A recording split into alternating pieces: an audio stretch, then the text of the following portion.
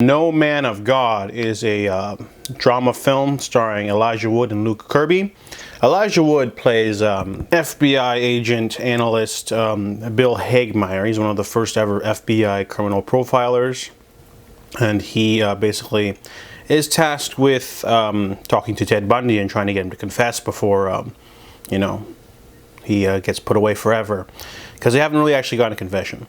So Luke Kirby plays Ted Bundy, and it's basically about the two of them sort of sitting in a room and talking over the years.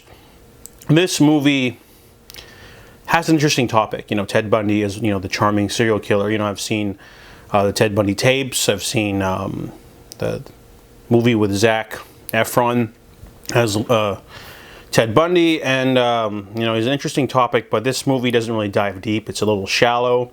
There is another movie on Netflix called American Murder, The Family Next Door, about Chris Watts, where it's like a 90-minute documentary about Chris Watts, and you don't really get much more information about the case except for some personal details. This movie is very similar. Ted Bundy's there. You sort of get a little bit more background about him, like he's got a PhD and stuff like that. He's actually very intelligent, and he has talks with Bill, and they become not friends, but they become, they get to know each other a lot more, and you get to a little bit of more insight into the mind of the man.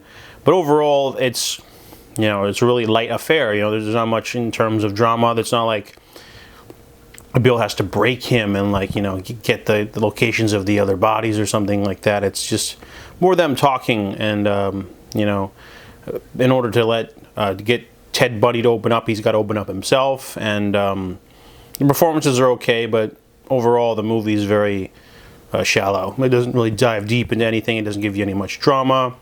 It just overall it's just a rather trite affair. And even though the movie is okay, there's nothing particularly amazing about it or intriguing about it. It's just two men talking most of the time.